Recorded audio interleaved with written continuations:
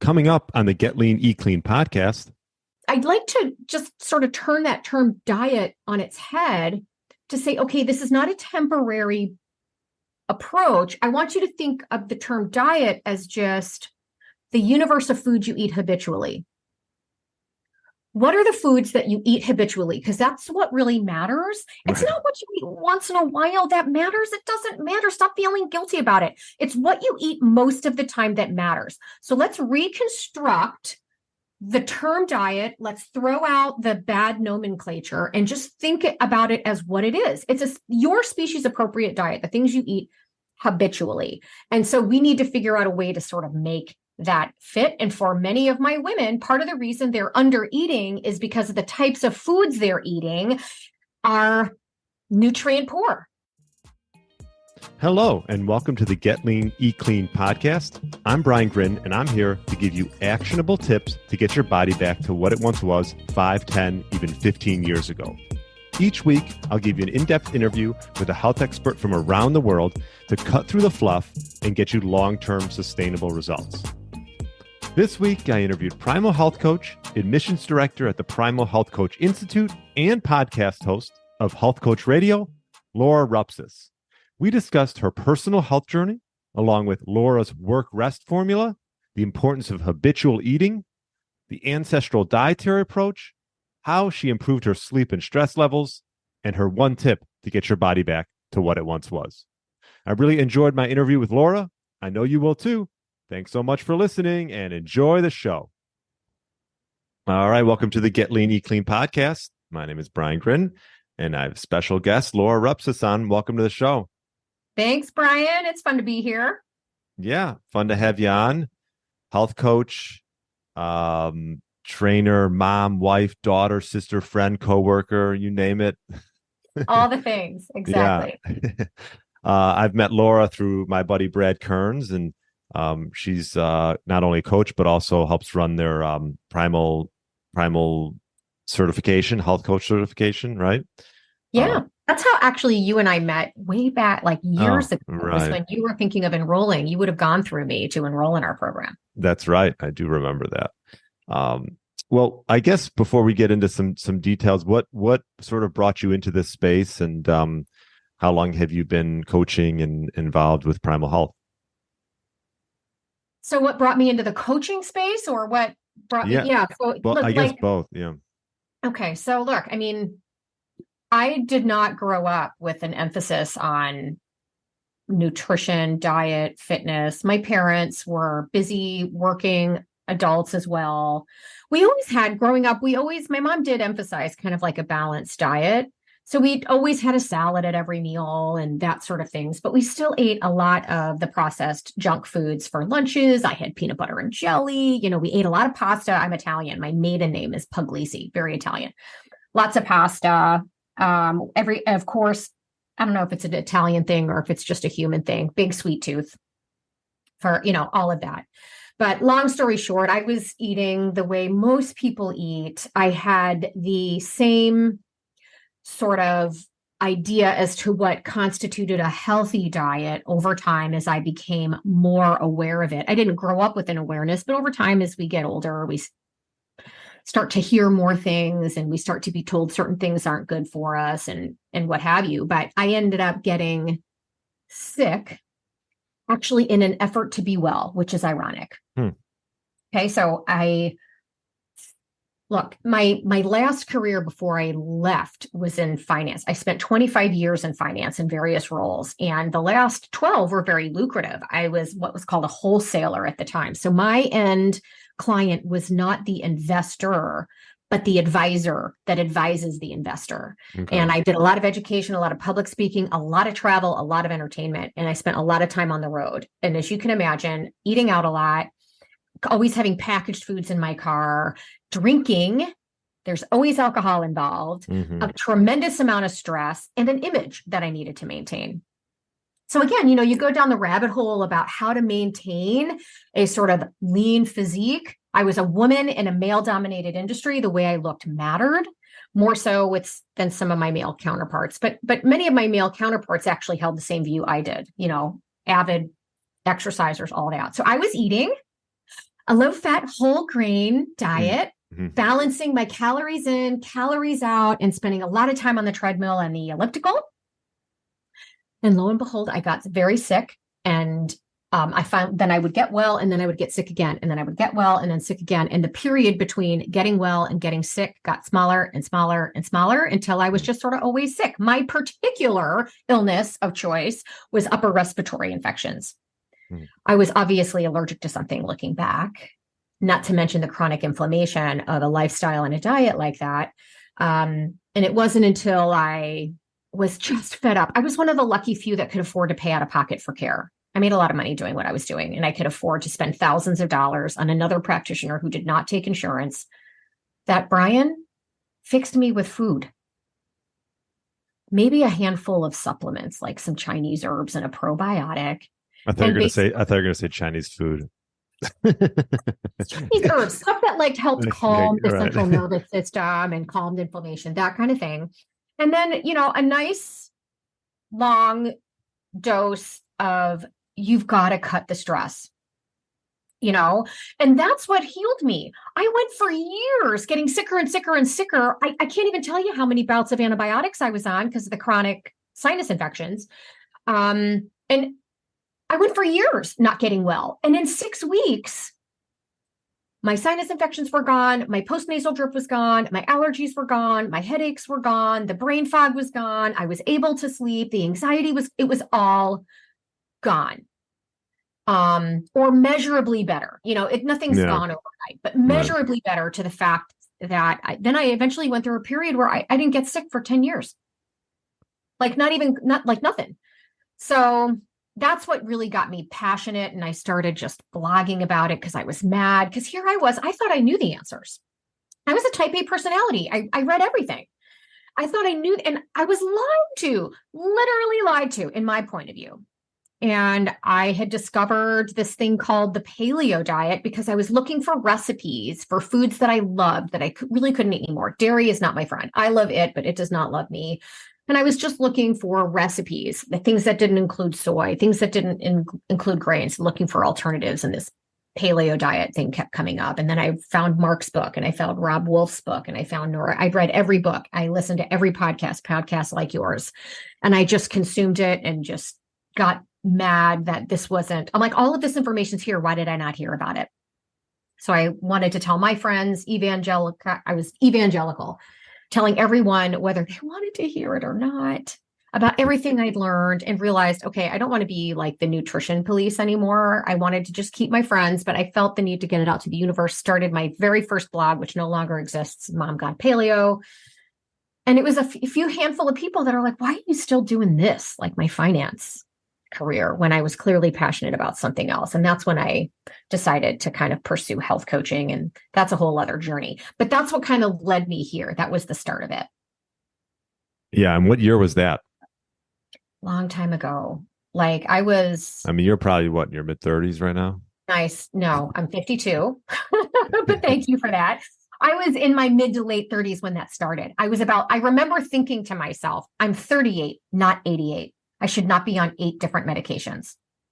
Okay, so that was 14 years ago. So let's do the math. It's 2023 now. So you're looking at, it's been a long time. It's like 2011-ish, 10, 11-ish. Yeah.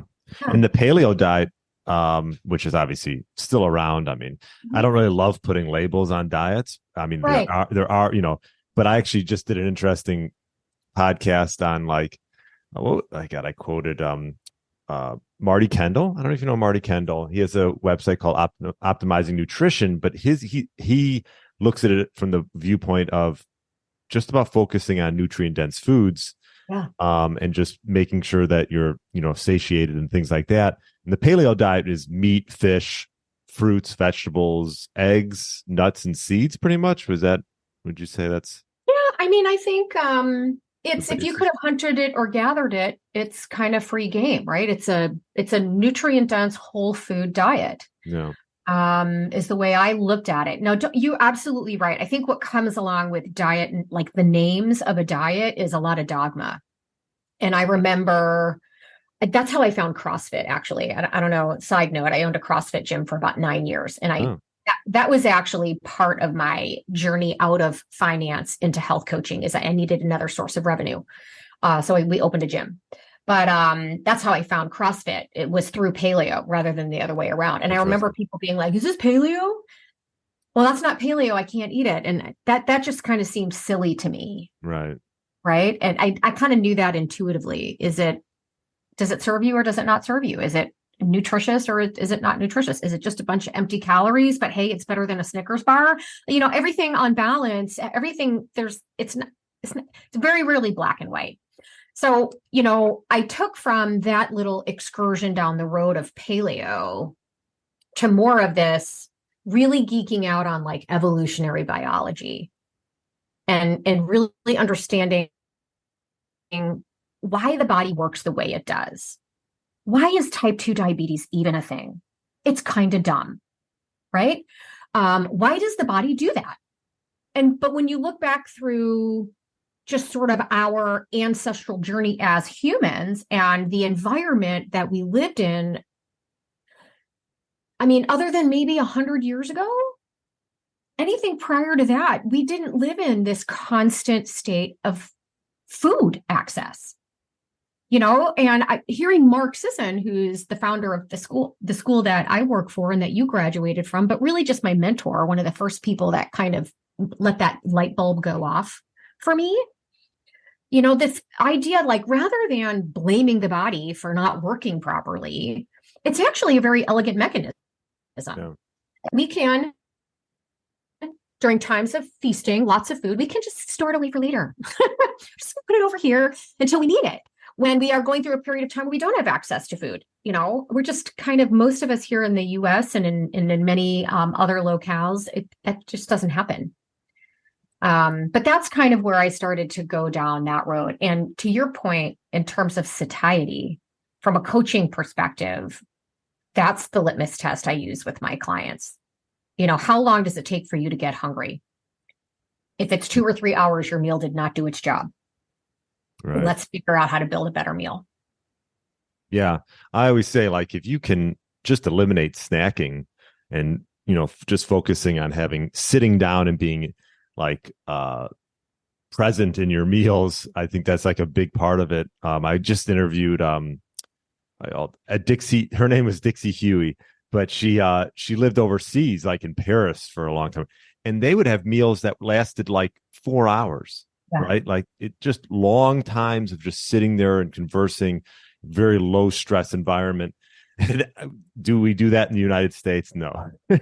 I'm not saying you need a 4-hour meal, but can you be present and at a table and sitting and just enjoying your food as opposed to just in your car or on the run? Mm-hmm. Yeah. I went to Italy many, many years ago. My dad's company was on the 104th floor of the World Trade Center, the buildings that fell after 9/11. And he took a bit of a sabbatical. He's Italian, has always loved Italy. And he just went and lived abroad for like 3 months and wanted to learn the language. And my sister and I went over to visit him. We spent about 10 days. And I will tell you, we ate a lot. I had gelato every day and I lost weight. Because we spent a lot of time walking. I wasn't mindlessly shoving junk food down my face. They didn't really have a whole lot of that there. And to your point, our meals were local in-season foods. They don't have these big grocery stores. They had little markets, and the restaurants, what was on the menu was whatever was available at the market that day. Yeah. And they were reasonable portions. And here's the thing, they served a lot of smaller portions in courses. So you just sort of learn to regulate because you've got more coming. You take a few bites here. And to your point, you just enjoy being with the people around you and you enjoy the act of eating. And just the act of being there with other people, it slows things down. You appreciate it more. To your point, there's less stress. And then, we'd go get a gelato and we would walk back, Right. Rather than being in the car and feeling as though you got to wolf down your meal because there's somebody waiting at the Applebee's front desk to sit at the table when you're done. Right. Yeah, no, there's something to be said about that. What is your eating like? Has it evolved over time? I mean, that was you said a while back when you were in the corporate world. I mean, I think we all our habits can change through the years. What how has it evolved till now? Well, here's the thing, and I don't know how many female listeners you have, but I've had to change things a few times just given where I am. I started on this path in my 30s. And I had found CrossFit. So, I went from what was essentially a standard American diet to what was then this sort of low fat, whole grain, lots of low fat dairy paradigm. That didn't do well. So I moved into more of this whole food kind of paleo-ish lifestyle.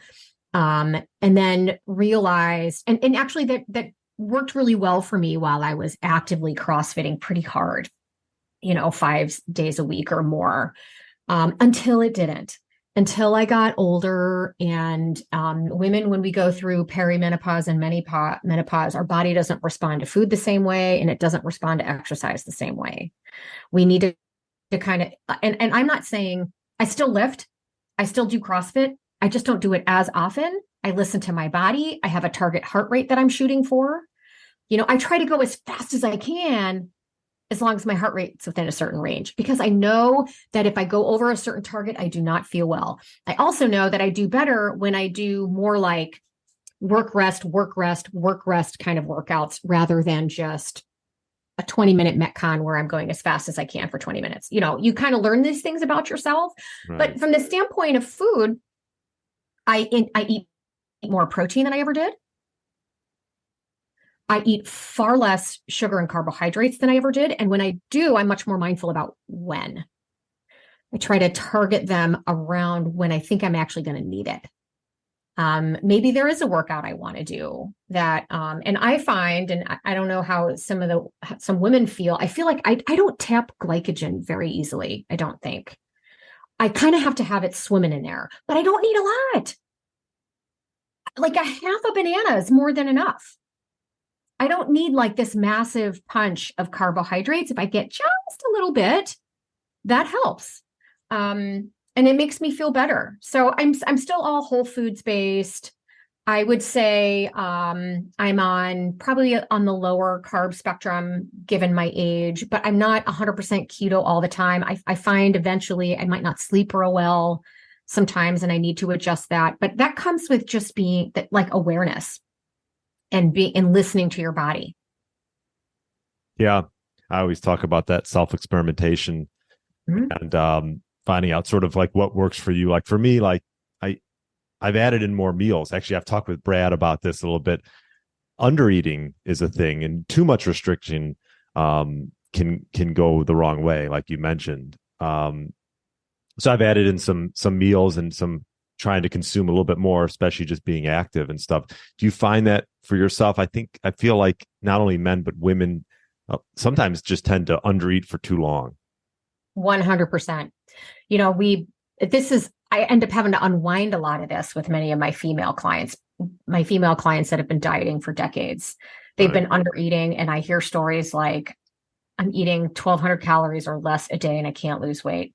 I'm sorry, you're 150, 160 pound female and you can't lose weight on 12, something's wrong. And I have to sort of teach them how to reverse diet, Right.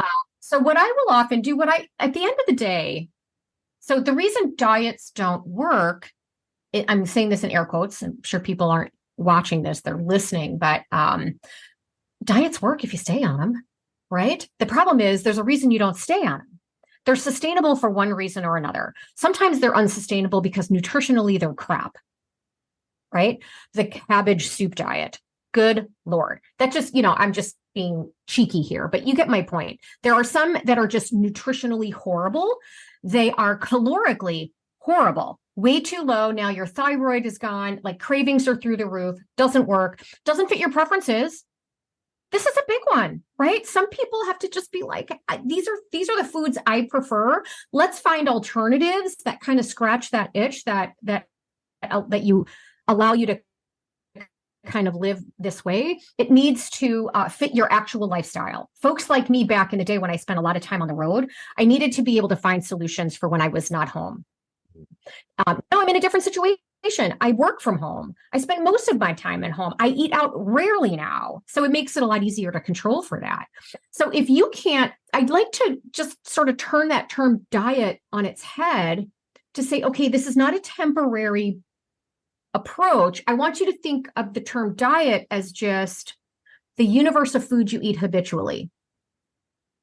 What are the foods that you eat habitually? Because that's what really matters. It's not what you eat once in a while that matters. It doesn't matter. Stop feeling guilty about it. It's what you eat most of the time that matters. So let's reconstruct the term diet. Let's throw out the bad nomenclature and just think about it as what it is. It's your species appropriate diet, the things you eat habitually. And so we need to figure out a way to sort of make that fit. And for many of my women, part of the reason they're under eating is because of the types of foods they're eating are nutrient poor.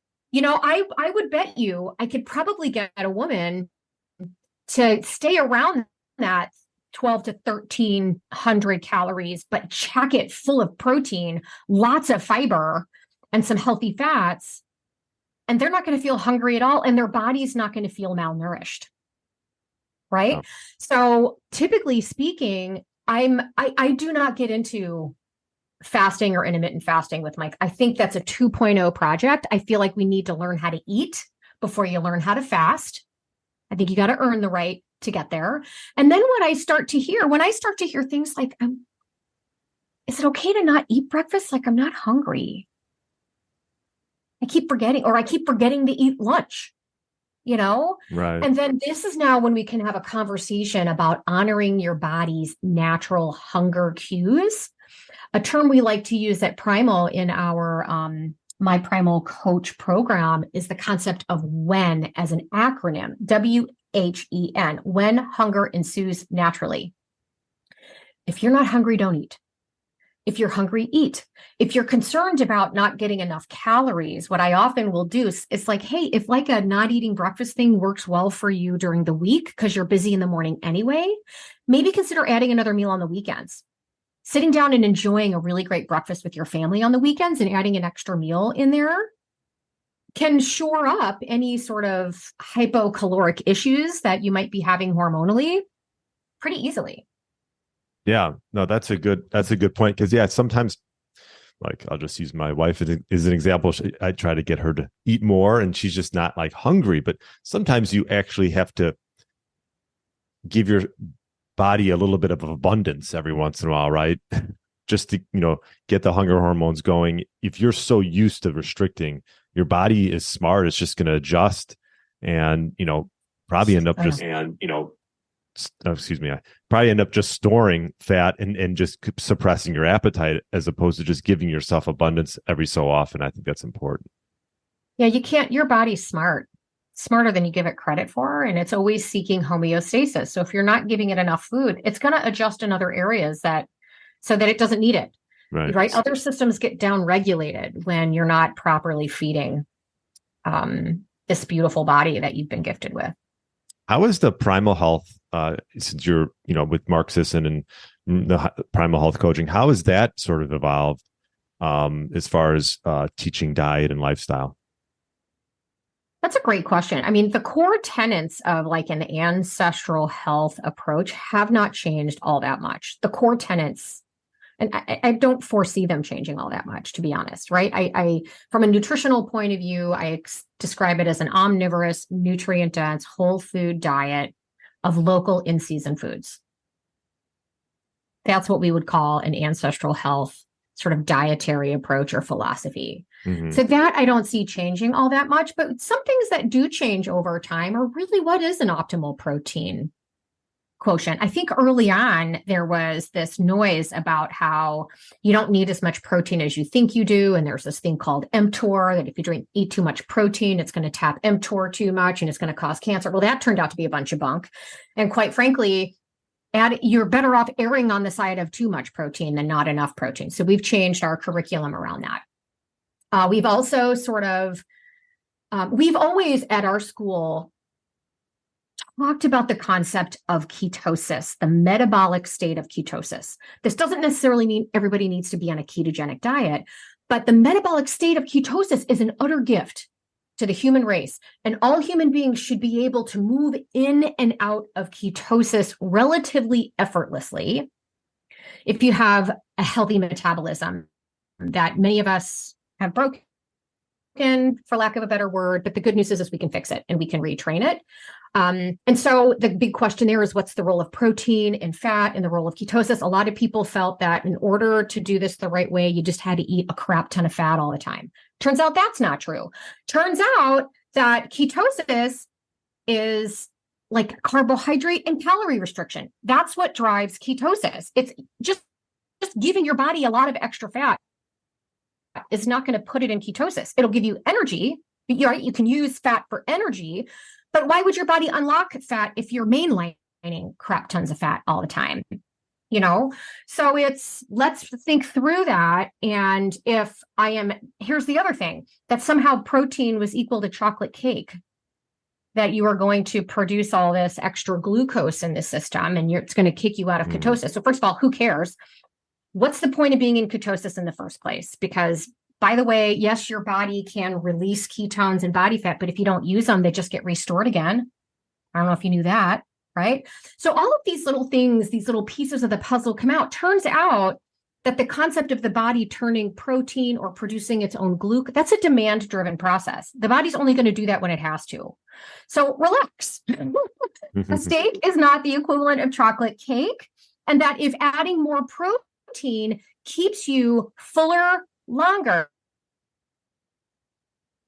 you're better off doing that than avoiding protein, adding a bunch of extra fat you don't need, or avoiding vegetables. Some people don't tolerate vegetables. There's the whole carnivore crowd. That's a relatively new emergence as well, is the carnivore diet, which for those listening, if you're not aware of it, I don't know how often you talk about it, Brian, but it's basically all animal foods. Is that somehow bad for you? And many people have found complete reversal of certain illnesses that are mostly kind of gut related, but and inflammation related. But a lot of this stuff has hit the purview of the ancestral health scene that we've adjusted our curriculum to address and provide a more nuanced conversation around.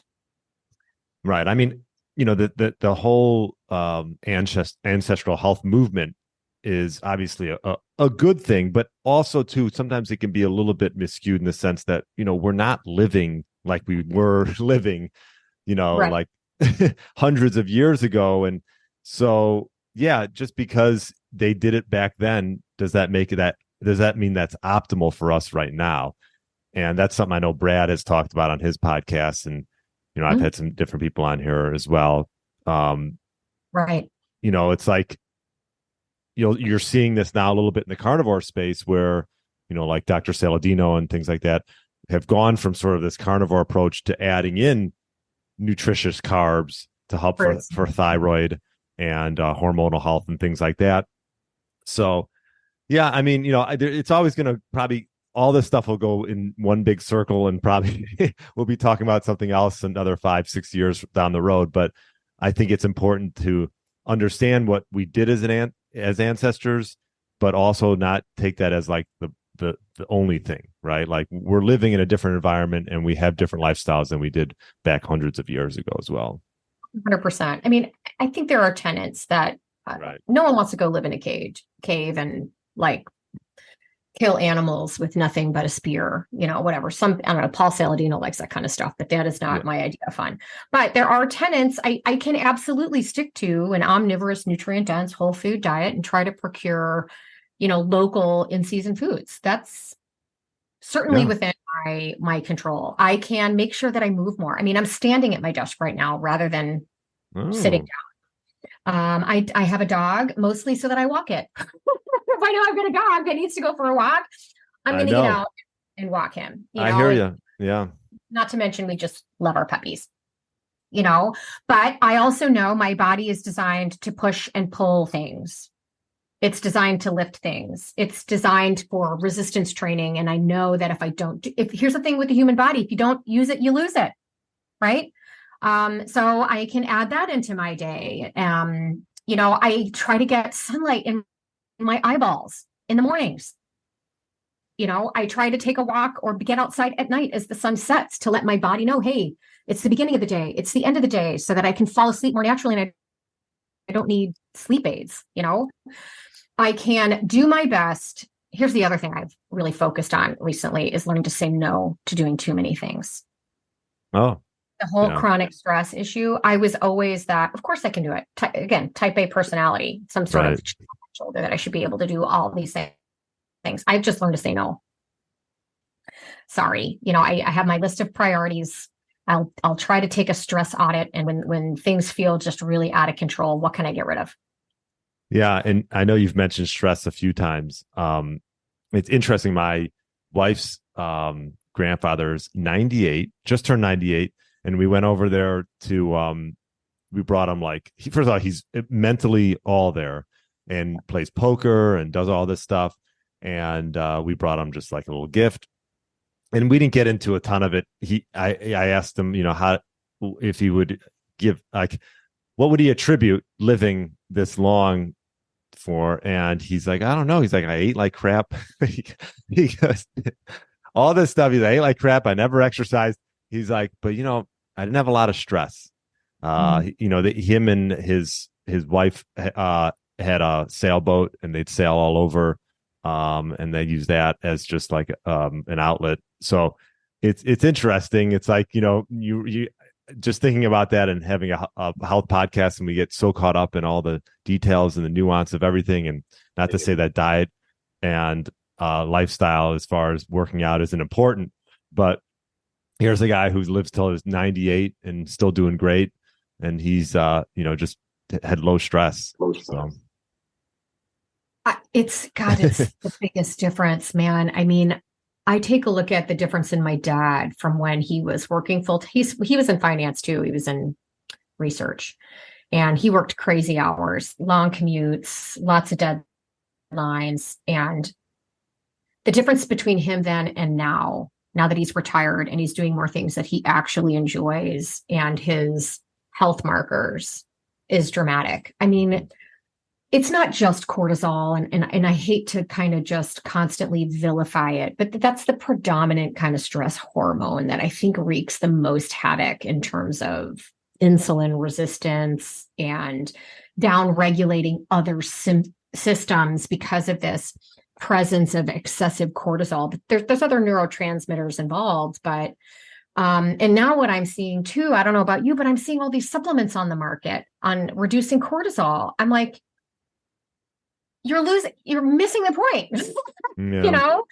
I mean, I see that a lot. People looking to address the issue with just adding supplements and other things. It's still the magic pill problem, Right? Rather than just addressing the root cause. And that'll never go away. Right. So yeah, that'll never go away. I think I'm not a huge supplement guy. I mean, I think it can play a role for certain things, but yeah, if you can just do things obviously naturally. I mean, you talk about your stress levels went down when you left the corporate arena. Was that just the main reason, or did you do other things to help lower stress?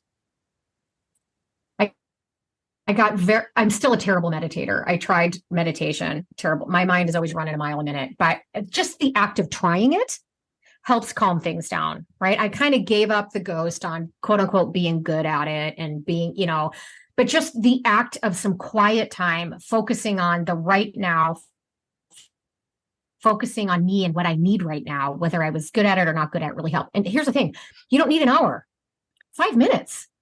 The same thing with breath work, so for folks that are finding themselves in an acute situation where they just need to calm down, those are techniques that really help in the moment. I don't know about you, but I noticed a massive difference in my heart rate. My blood pressure comes down if I were to test it, but I can tell just now, I know what my body feels like when blood pressure is high, and I can feel that come down. My body temperature and heart rate comes down. My headaches might kind of dissipate and go away, and I'm able to focus more on the task at hand. So I did bring that in, but in the early days, it was mostly, again, my version of the magic pill at the time. I needed it at the moment. And now that I'm less hectic in the mornings because I work from home, I don't have to worry about commuting. I do have to get my girls off to school, but I will start my day with some sort of either breathing exercise or some sort of like meditative, like, let's be in the moment. What do I want to get done today kind of mindset? And boy, does that help a lot. The other thing that helps for me is journaling and writing things down. I've used to wake up in the middle of the night a lot with my mind racing all the time. And then, so you wake up at 3:00 in the morning and you cannot fall back asleep. This was a real problem for me. So I started waking up and journaling and writing those things down that eventually allowed me to fall back asleep. Now I just do that before I go to bed. I can get that all out of my head and just write it all down when I go to bed. Other people like to wake up and do it in the morning. Right. Their kind of form of metabolic. So I feel like it gives our minds permission to let it go because we've written it down. And I try to do that when I leave work too. I make a list of the things that I did get done. Yay for me, little celebration. And then a list of the things that I didn't get done. So that goes to the priority list for the next day. And as I go, I just write things down and I check things off the list. And it just helps me stay reasonably organized without having to go too far off the deep end in terms of extreme organization, if that's a thing. Yeah, no, I love the journaling and, like you mentioned, meditation. Like you said, like I can just tell you're type A, right? So it's like you don't have to be great at meditation. It's just, I think, the act of doing it. I've been doing it 10 minutes in the morning over the last few months. I've done meditation on and off, and like yoga. I do enjoy it, but yeah, like you don't have to do it for an hour. It could be 5-10 minutes a day. 100%, absolutely. So, why don't we just touch a little bit on the Primal Health Coaching attributes and the reasons maybe if someone's listening to this, they would want to, maybe start a career in health coaching if that was up their alley.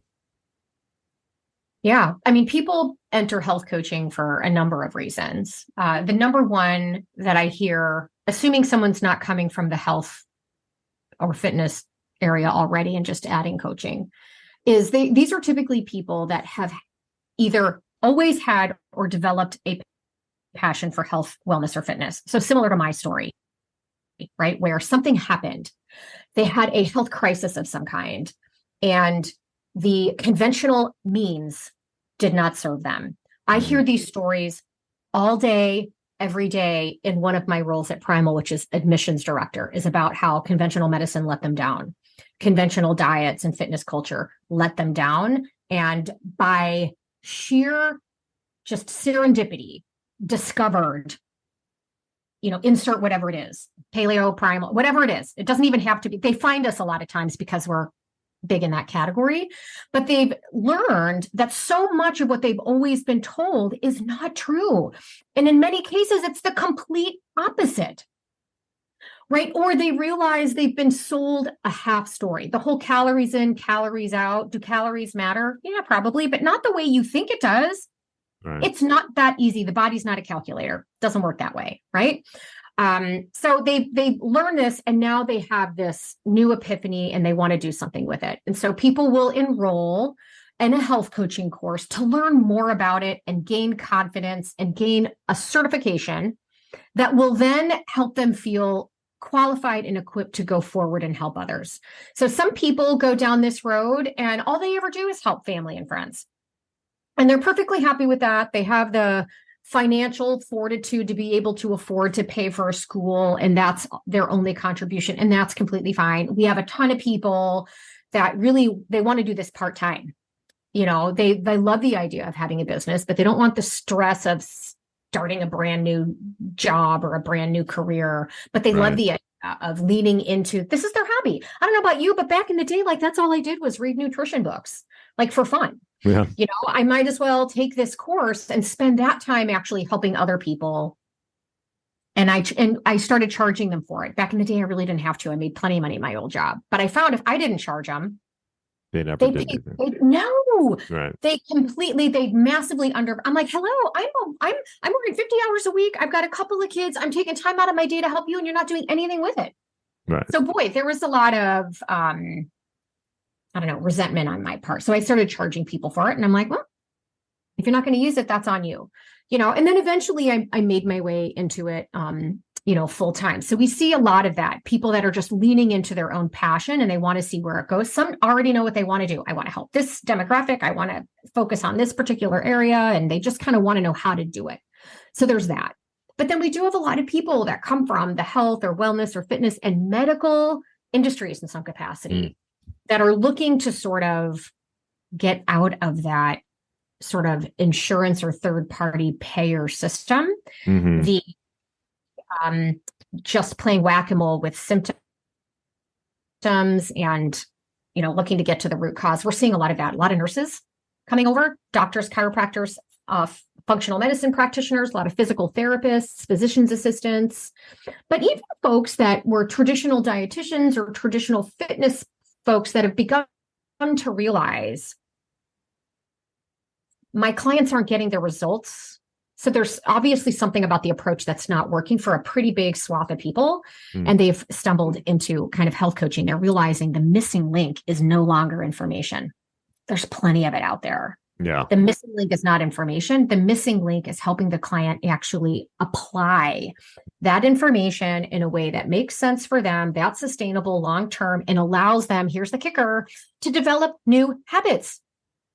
People don't need more information and they don't need more willpower. They need to build habits. Our habits are all screwed up because our environment's all screwed up. And environment is hard to change. This is where coaching comes in. Yeah, well put. I agree. I think like health institutes like yourself, and obviously there's other ones out there. I think this is how we become better as a society, as far as, everyone talks about how, whatever the statistic is as far as obesity and how it's been on the rise. But I think this sort of grassroots, health coaching sort of path is the way to improving that, because it's obviously the education's there, but the accountability needs to be there as well. And you talk about people coming from, physicians, or they're already helping patients or ready, but maybe they realize that they didn't get much nutrition coaching when they went through medical school, which I've talked to plenty of doctors which is true. So this is really the way of the future, I personally think. And the more we can get out there as far as coaching, the better for everybody. So, yeah. And look, grassroots is where it all started. Back when I started over 10 years ago, the only real path for health coaches was going out and starting your own private practice. And that was a dicey proposition, because a big chunk of what constitutes a healthy lifestyle is what you eat.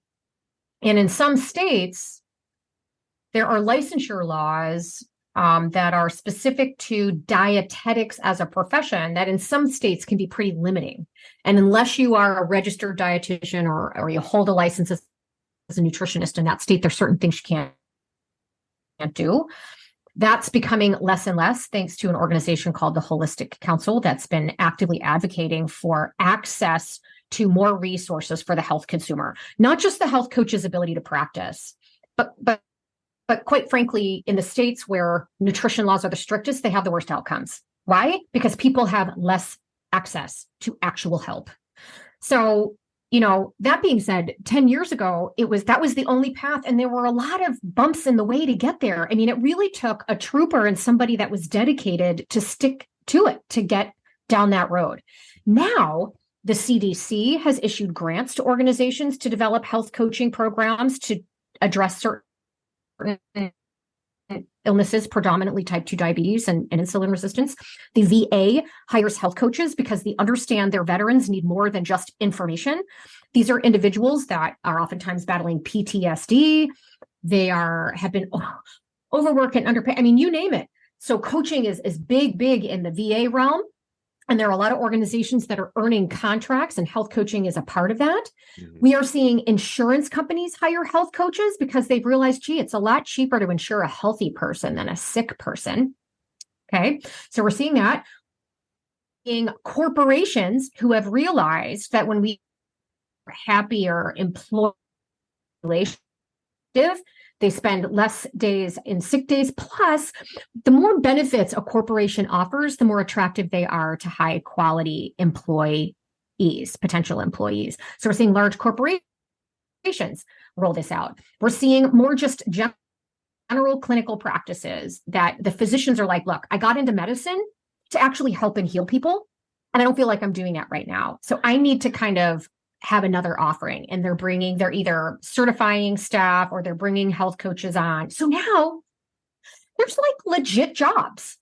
Yeah. And some are just part-time contract work, which honestly, for a health coach that's looking to go build their own business and they just need some part-time income, what a phenomenal opportunity to supplement your income. But there are more and more full-time salaried with benefit health coaching positions popping up every single day. Not to mention the companies and organizations now that have realized most people go into health coaching to help people, but they want to be independent, but they don't want the headache of all the logistical business building stuff that have built platforms that health coaches can just plug into and get up and running. I mean, it's a completely new game at this point compared to when I started. Yeah. Yeah, definitely. Because I've been through a decent amount of certifications, and like just the amount of just like resources for these coaches when they graduate is just unbelievable. Well, this was great. I'll finish up with one last question that I ask most of the people that come to my podcast. If you were going to give a tip to an individual and they were looking to get their body back to what it once was 10, 15 years ago, what one tip would you give that person? You got to pick one. I know it seems. That's hard. Again, this is the coach in me. There's no one answer. My question back would be, kind of what does that mean? Okay. But I have like, in terms of, I guess my one answer would be to trust yourself.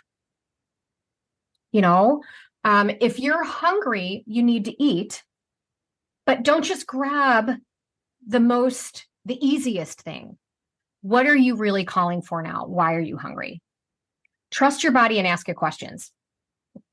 I think it will answer you the more aware you are and the more committed you are to actually listening. I don't know. Is that a lame answer? You know what? I don't think it is. I don't think there's necessarily a right, like you said, it's probably, it's tough because it's tough to give just one tip, but I think eating, like almost like what you're talking about, eating instinctually and sort of, getting in tune to what true hunger is and stuff. The only thing is, some people, when you talk about trusting yourself, what if that hasn't worked in the past? Then what? Right. And that's a question again, why hasn't it worked in the past? This is where coaching comes in. Like the whole like one tip thing is so not in my realm because it's not one thing. It's a conglomerate of so many other things. So maybe the tip is get to know you. Right. Revisit and really get to know you again and start journaling all this other stuff and learn to trust yourself again. And look, I mean, I'm sure if the only thing on the table was a nutrition discussion, I think a lot of people would be like, add more protein or whatever, right? This one thing, hey, eat 30 grams of protein at every meal and this solves the hunger problem. Right. I think that's a great tip. However, what if I eat for other reasons than hunger? What if I'm not eating because I'm hungry? I'm eating because it's been a long day and I'm stressed out and my kids are finally in bed and my favorite ice cream is sitting in the fridge. I don't care how much protein you ate. If the ice cream's calling you, the ice cream's calling you. And you know what? Like you said before, you can have the ice cream, but as long as it's not habitual, right? Yes. Absolutely. Most of the time it matters. Absolutely. Thanks for that. Yeah, no problem. Well, Laura, this was great. Best place for people to find you and Primal Health Coach, I'm assuming primalhealthcoach.com. Primalhealthcoach.com. Yeah, primalhealthcoach.com is our website. And what I love about our website is it's more than just here's our courses. It's here's our blog. Learn more about what Primal is, about food, about movement, about sleep, about coaching, about business, about everything it means to be sort of an ancestrally aligned health coach. We started our podcast, which is Health Coach Radio. Tons of content and great interviews with people that are out there doing it, but also just great doctors and great RDs and business professionals and people that come on that podcast. We do live webinars multiple times a month. We invite people outside of Primal Health Coach Institute to just come on and listen. So there's a lot of additional information out there. including all of our courses, because that's what's changed a lot recently, Brian, is not only is it's not one course anymore. I noticed that. Yeah, we have 9. Wow. 9 different programs, 3 more coming next year, by the way. So stay tuned on that one. But if you're looking for me, you can find me on my website is coachlaura.fit. I was telling Brian before we recorded, it's kind of just there so people know I'm legit. You know, I have a landing page, but I feel fortunate. I've been coaching a really long time. Most of my clients are by referral now. So I don't really use my website to gain business because I'm full actually right now with individual clients and some contract work I'm doing. But you can also find me on Instagram, coachlaura.fit, Facebook. I'm just Laura Puglisi Rupsis, RPSIS. But if you type in Primal Health Coach in any of those platforms, we're going to pop up. And we've got a great YouTube page too. Lots of video content. All right, Laura. Well, thank you so much for coming on and dropping all this knowledge. I look forward to coming on your podcast in a few weeks. And thanks again. Thank you. Thanks for having me. It was fun. Thanks for listening to the Get Lean, Eat Clean podcast. I understand there are millions of other podcasts out there and you've chosen to listen to mine, and I appreciate that. Check out the show notes at briangrin.com for everything that was mentioned in this episode. Feel free to subscribe to the podcast and share it with a friend or family member that's looking to get their body back to what it once was. Thanks again and have a great day.